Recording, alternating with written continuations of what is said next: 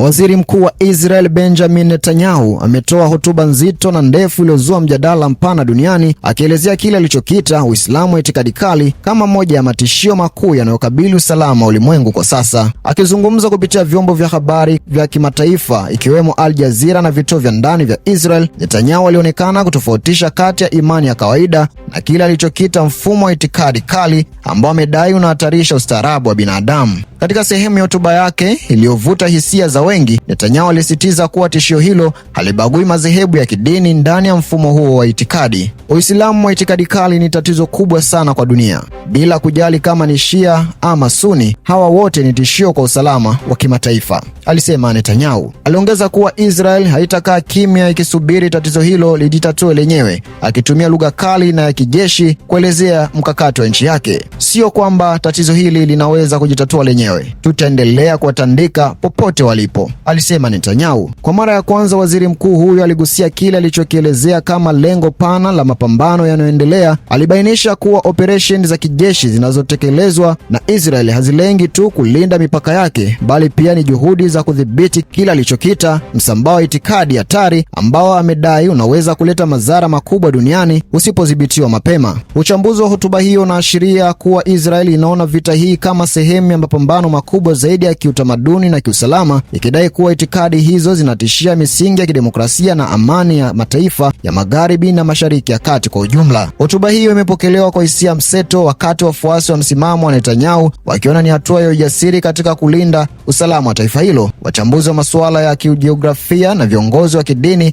wameonya kuwa lugha hiyo inaweza kuchochea chuki za kidini na kuongeza mgawanyiko kati ya mataifa. Vituo vya habari kama Al Jazeera vimeripoti kuwa kauli hizi zinaweza kutafsiriwa kama shambulio dhidi ya imani ya Kiislamu kwa ujumla, jambo ambalo linaweza kuleta picha ya vita vya kidini badala ya mzozo wa kisiasa na ardhi uliopo sasa. Nikombe kusubscribe Dems Media, lakini pia na kutufuata katika kurasa zetu zote za mitandao ya kijamii, TikTok, Facebook na Instagram tunatumia Dems Media. Asante.